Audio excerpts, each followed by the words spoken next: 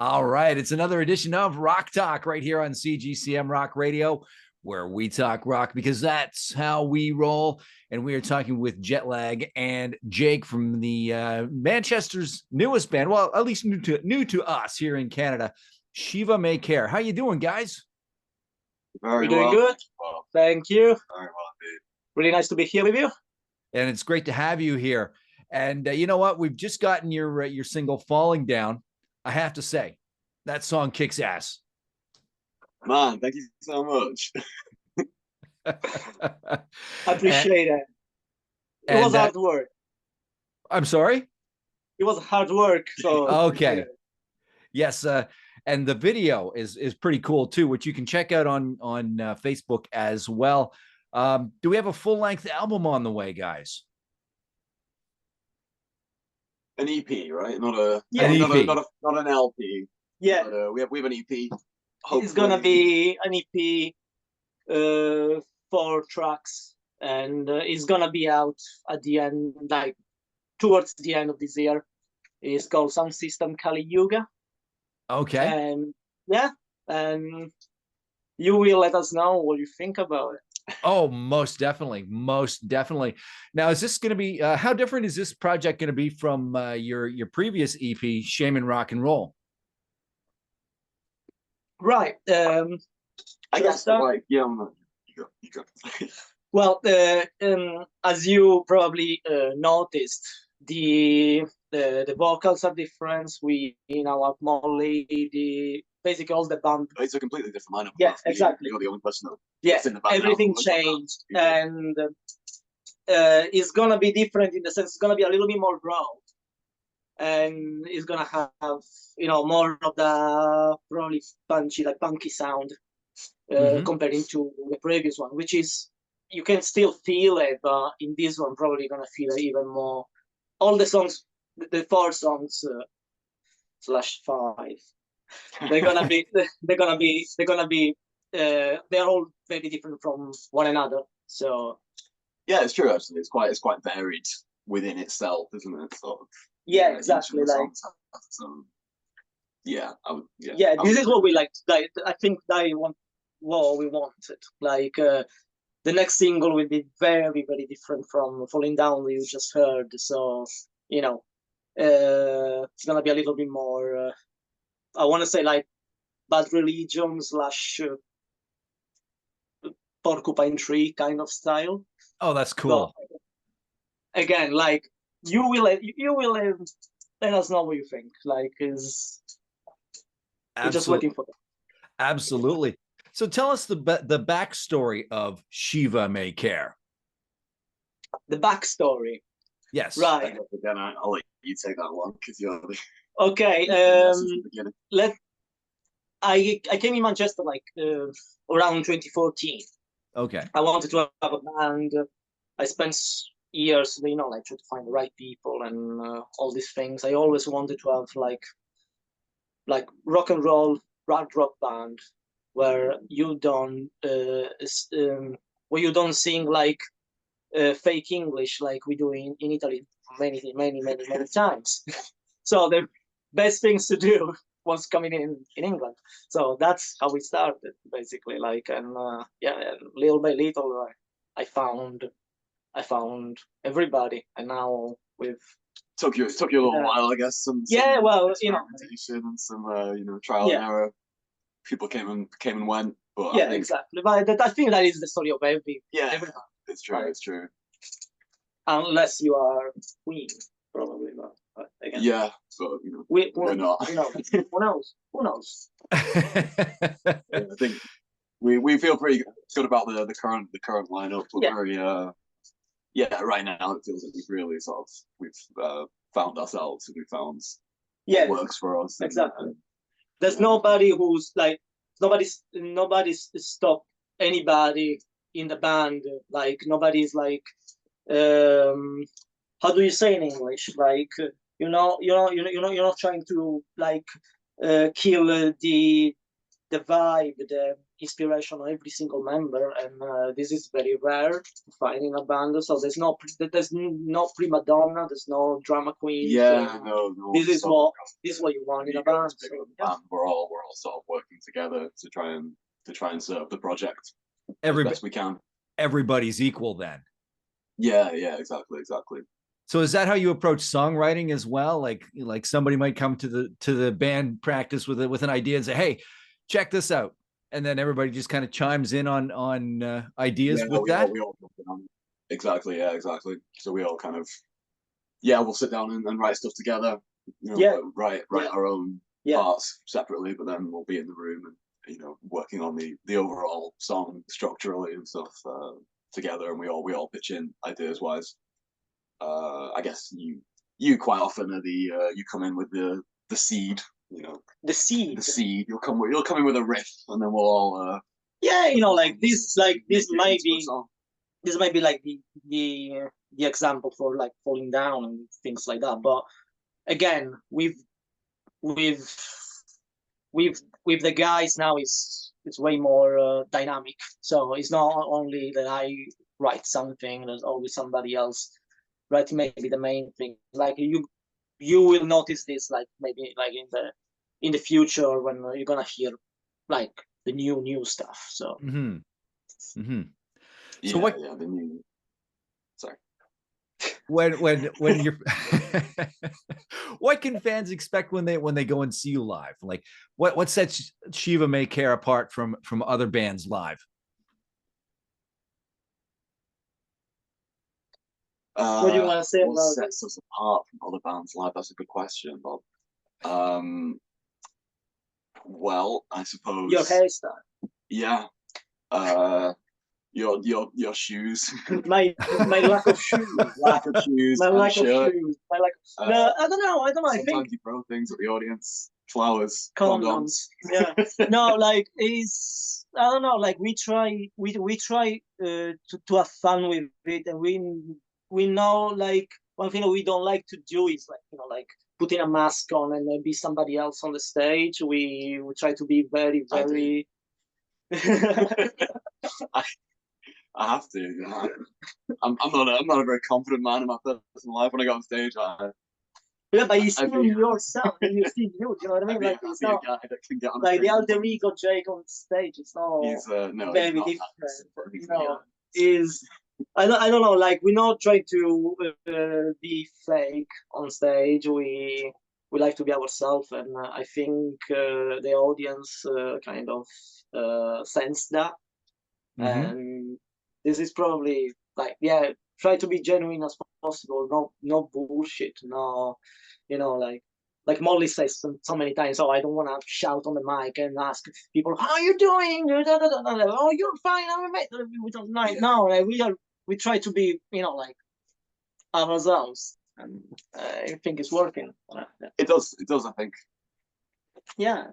We're always Yeah, I think people tend to enjoy our general vibe, and we don't sort of we've all got different styles aesthetically. I think, and we're all true. And we don't sort of all try and conform to the same look. We just all express ourselves individually in that is probably something that you see a lot of time in some like rock concert, metal concert. No, like that. So the style is always. It's always like the same, but again, like judging on that is again you are who you are. But I like the fact that people said that once we play Manchester once, and somebody says, "Oh, you guys look like Street Fighter characters," and I take it, and I take it. I love that, like I take it because we all look different. We all had, we were all wearing. Yeah, it's nice. It's nice. It's fun. It's fun. Was that the night that our drummer was wearing a cowboy hat? It was the day where our drummer was wearing a cowboy hat. Yeah.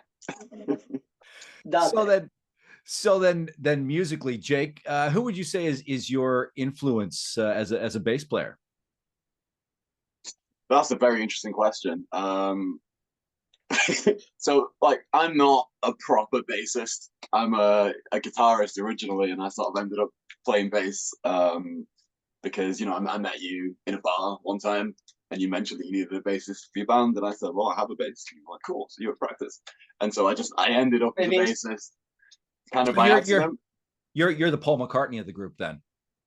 Yeah, so to be honest, to answer the question, I was gonna say McCartney, because weirdly, very different musically from what we play, but I am a huge Beatles fan, and I love the stuff that he does on bass.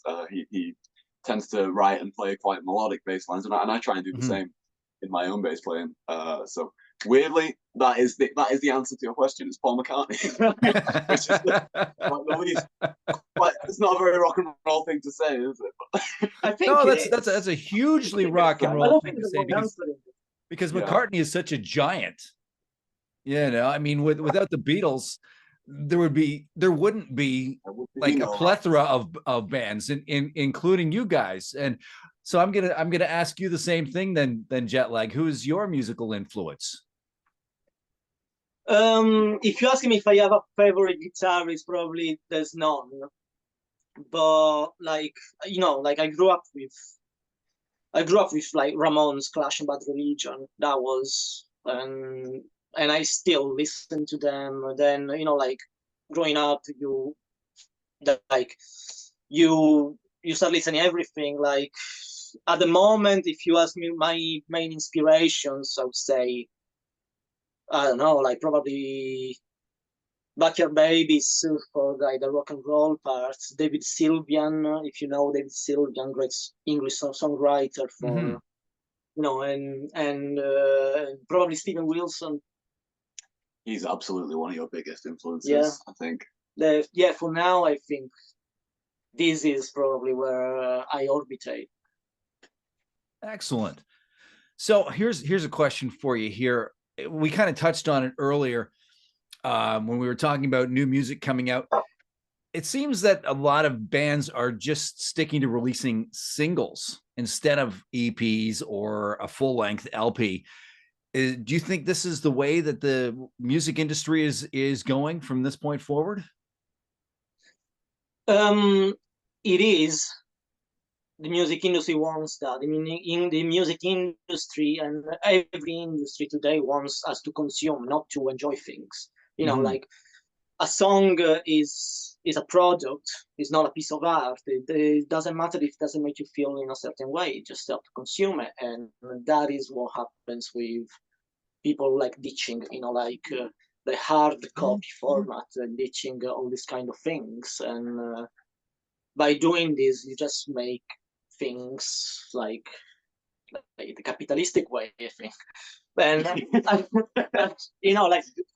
expecting a run about capitalism. I'm so sorry, but this is what I'm obviously as we're not very happy with this kind of situation. This is where we're heading.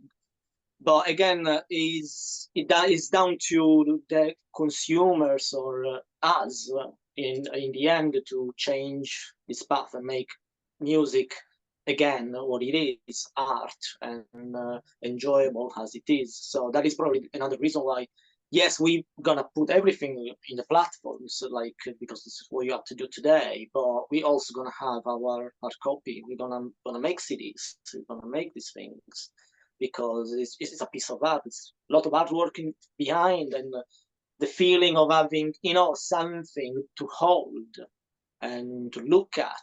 I think that you can replace it. You can't replace certain things.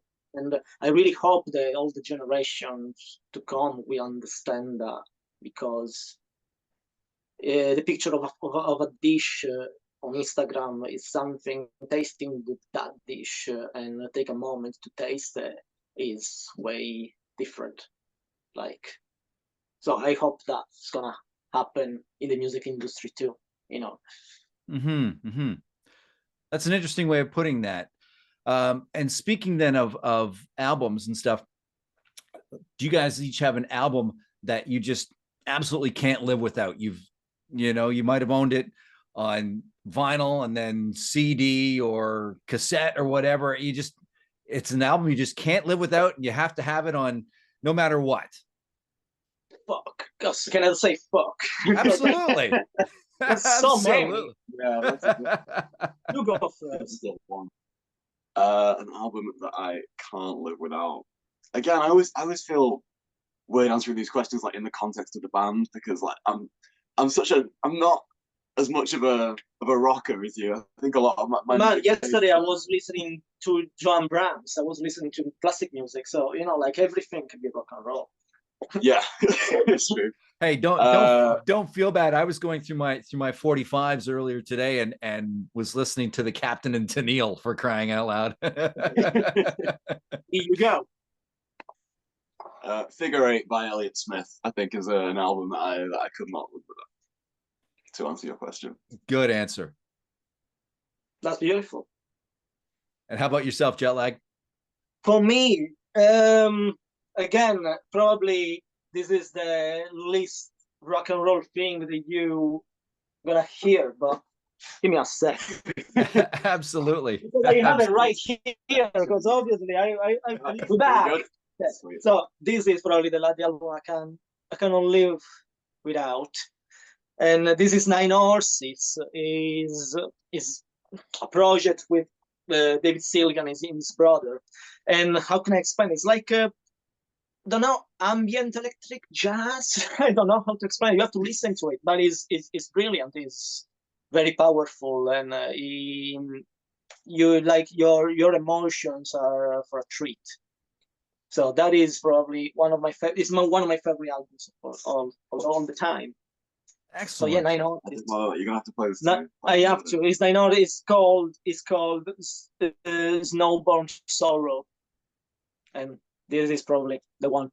I am now definitely going to go look that up. All right. So before we wrap this up, guys, I'd like to do a little fun thing that I call This or That. It's a series of just 5 multiple choice questions, and you give me your answers, this or that. We're going to start things off with tea or coffee? This. Oh, shit. No, okay. That. Coffee. So coffee, the coffee. Right? Coffee. All right. Hot wings or spicy chili? That.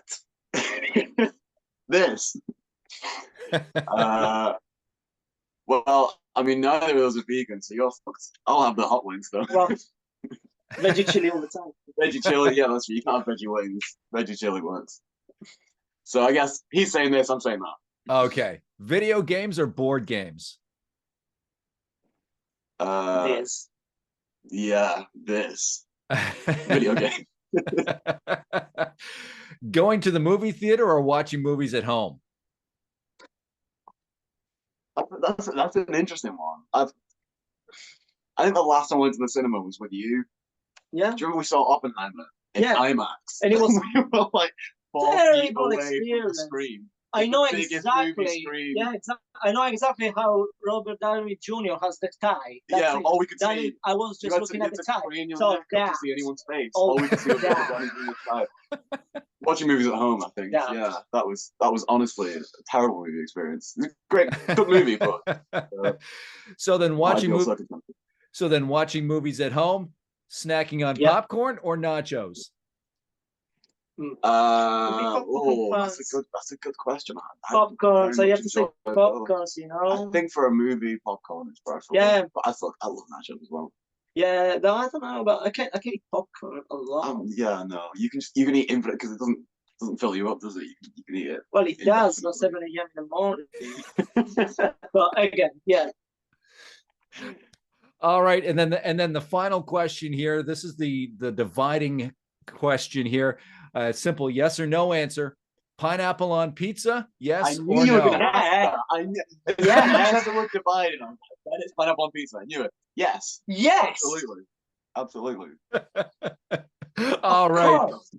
Awesome. As an Italian, that answer surprises me.